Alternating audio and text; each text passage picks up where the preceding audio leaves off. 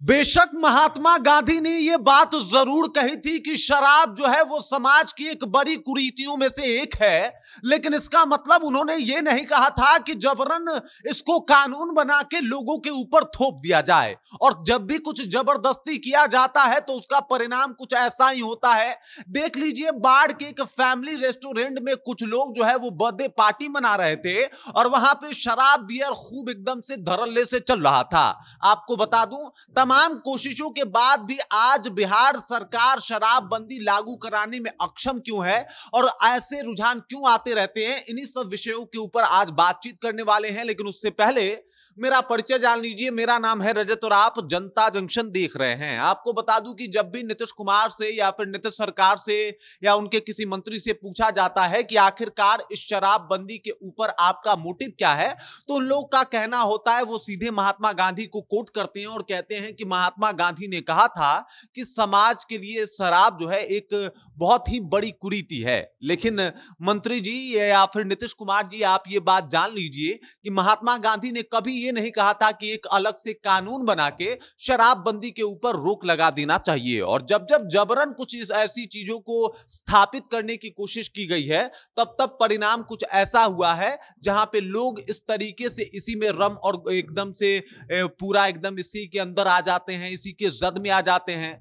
America जैसा देश, जब वहां पे शराबबंदी लागू करवाया जाता है तो वहां पे भी शराबबंदी लागू नहीं करवा पाता। अमेरिका के पास सब कुछ है, पावर है, उनके पास फोर्सेस की संख्या भी ज्यादा है, उनकी पुलिस सबसे दुनिया की मुस्तैद पुलिस मानी जाती है और वो भी शराबबंदी अमेरिका में नहीं रोक पाती। बिहार में भी इससे पूर्व भी शराबबंदी लगाया गया था, लेकिन वो भी कारगर साबित नहीं हुआ था। और अब देख लीजिए, जब नीतीश कुमार ने 2016 में शराबबंदी लागू की, उसके बाद एक बार फिर से जो बिहार की स्थिति है वो ऐसी है कि शराब धड़ल्ले से बेचा जा रहा है, माफियाओं की मौज है। पुलिस जो है, कई नेताओं का आरोप है कि पुलिस इसमें भ्रष्टाचार में एकदम से लीन रह रही है और लोग जो है मनमानी करने से चूक नहीं रहे। बाढ़ का मामला है, बाढ़ का एक रेस्टोरेंट है जिसका नाम है रोटी बोटी रेस्टोरेंट। ये एक फैमिली रेस्टोरेंट है। यहां पे एक पार्टी ऑर्गेनाइज होती है। दरअसल कुछ लोग जो है एक बर्थडे पार्टी में शिरकत करते हैं और उस बर्थडे पार्टी में जम के शराब जो है वो उड़ाए जाते हैं।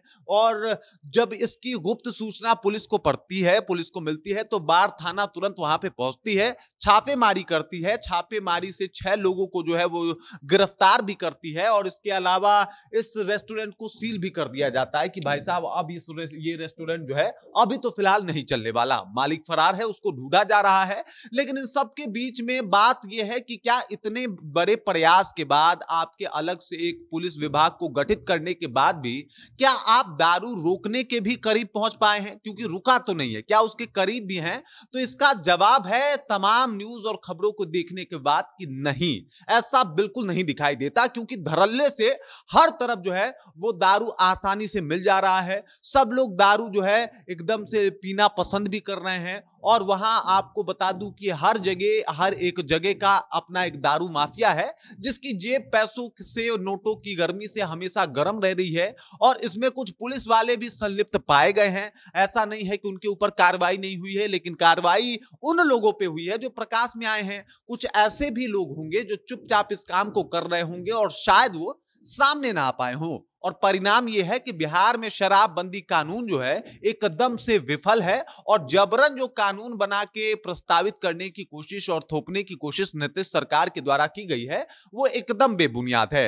अब दरअसल बात किया जाए तो चीनी से भी मधुमेह होता है, लेकिन इसका मतलब यह नहीं है कि जबरन जो है चीनी के ऊपर बैन लगा दिया जाए। ज्यादा अगर आप खाना खा लीजिएगा तो आपका पेट खराब हो जाएगा, तो इसका मतलब यह नहीं है कि खाना बुरा है। और अगर बात किया जाए तो घी, जिसे माना जाता है कि अमृत समान है, ज्यादा अगर आप उसे भी पी लीजिएगा, अगर मान लीजिए कोई 250 ग्राम घी पी ले तो उसकी भी तत्काल मृत्यु हो सकती है। लेकिन इसका मतलब यह नहीं कि घी के ऊपर भी बैन लगा दिया जाए। ये सब कुछ जो चीजें होती हैं वो इसलिए होती हैं कि भाई साहब सबका अपना अपना प्रमाण है। मेंडल के एक सिद्धांत के बारे में बात किया जाए तो मेंडल ने कहा था कि आवश्यकता से अधिक हर एक चीज जहर है, फिर वो शराब है तो वो भी जहर है, और अगर दूध की बात की जाए तो वो भी जहर है। अगर मेंडल के सिद्धांत को माने तो दोनों जहर है, अगर आवश्यकता से अधिक हो जाए तो। और जबरन आप एक चीज को मनमानी ढंग से बैन कर रहे हैं तो कहीं ना कहीं ऐसे परिणाम सामने आते हैं, और ये उस वक्त आपको सोच लेना चाहिए था और तमाम जगहों का उदाहरण भी देख लेना चाहिए था।